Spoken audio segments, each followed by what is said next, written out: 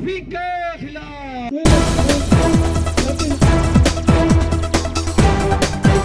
5 দিন ধরে স্তব্ধ পাকিস্তানের সবথেকে গুরুত্বপূর্ণ রাস্তা।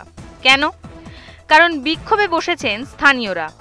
গিলগিট বাল্টিস্তানের ওপর দিয়ে এসেছে দেশের সবথেকে গুরুত্বপূর্ণ রাস্তা কারাকোরাম হাইওয়ে, যা চীনের সঙ্গে সংযোগ স্থাপন করে ও বিপুল পরিমাণে বাণিজ্য চলাচল হয়।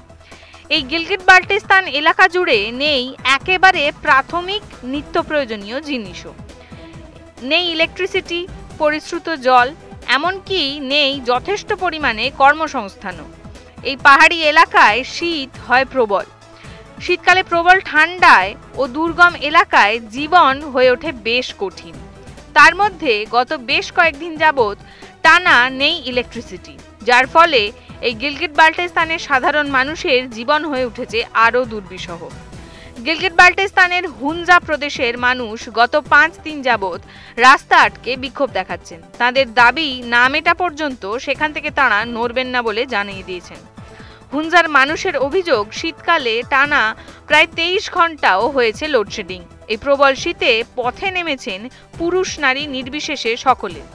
উল্লেখ্য, এই সময় হুনজা এলাকায় দিনের বেলায় তাপমাত্রা থাকে -4 ডিগ্রি সেন্টিগ্রেড, রাতে তা নেমে হয়ে যায় -10 ডিগ্রি পর্যন্ত।